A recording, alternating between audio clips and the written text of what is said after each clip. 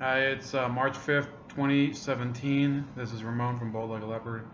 I just put up a video, the Clinton Library Review for Hell to Pay by Barbara Olson.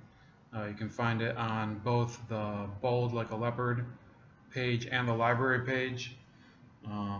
Anyway, the story of today is going to go one way or another, but I think if it's been mentioned, it's going to go one way that I'm kind of going to be enjoying is this allegation that Obama wiretapped Donald Trump. And Trump himself tweeted out earlier well, yesterday, I guess it is now. And here's the tweet. So he said at 3:35 a.m. Oh man, on March 4th, he said, "Terrible!" exclamation point. Just found out that Obama had my wires tapped in Trump Tower just before the victory. Nothing found. This is McCarthyism! Exclamation point. So then the rest of the day, he says, "Is it legal for a sitting president to be wiretapping a race for president prior to an election? Turned down by court earlier. A new low." I bet a good lawyer could make a great case out of the fact that President Obama was tapping my phones in October just prior to the election. And then he says again, how low has President Obama gone to tap my phones? Tap spelled with two P's. This guy's what an idiot, though. I mean, even when he's right, he still has to be a moron.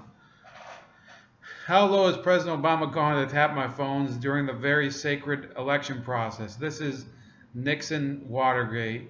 Bad or sick guy. Then he said he took a swipe at Schwarzenegger. He says Arnold Schwarzenegger isn't voluntarily leaving The Apprentice. He was fired by his pathetic ratings, not by me. Sad end to great show. So, this is again President Trump. There's almost no way for them to get rid of him this way because he's gone and he's made it like a direct communication to the American people using this Twitter account. And then they pick up his tweets and then they either they make fun of him or they validate it.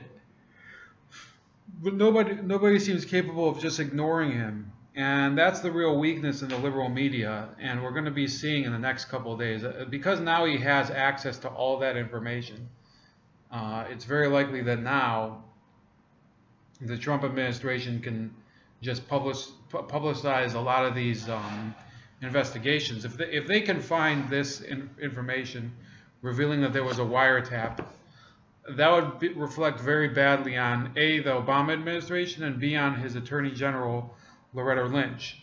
Now, those of you saying, oh, this is just his paranoia showing.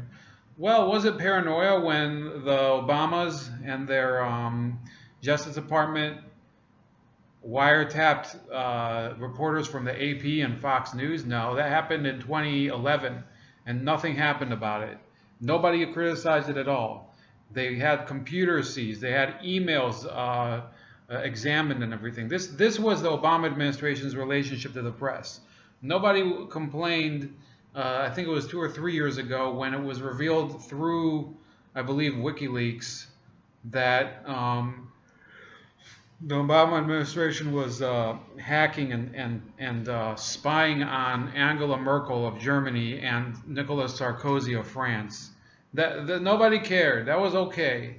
That's the attitude, by the way, that the liberal media take. When the Obamas do something that's completely against the law or something that damages foreign relations, they basically take a stance where, okay, we'll just ignore it. This is fine.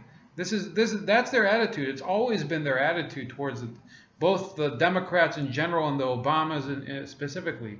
Anytime they do something like this, the media just clams up, don't even care.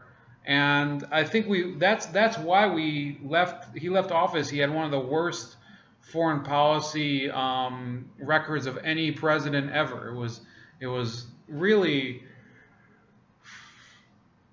you have to kind of think back 30 years ago there was, well, 30 years ago, in the late 70s, you had President Carter. The guy was you know, he had a different problem. He was way too honest, didn't know how to really strategize at all. That's why he was just outsmarted by Reagan.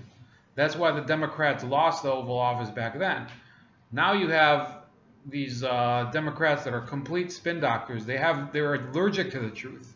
They're allergic. It's almost like Jimmy Carter was the last honest Democrat. He's also full of shit, but you know he's at least sticks to a consistent story.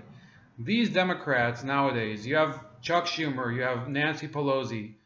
They're calling for scandals to be investigated that they themselves have committed the exact same act. It's the worst congressional leadership I've ever seen in years on both party sides. You have the GOP are led by these two morons, McConnell and Ryan, that have accomplished nothing. They've been the majority leaders for how many years now, and they haven't passed any bills that actually mattered.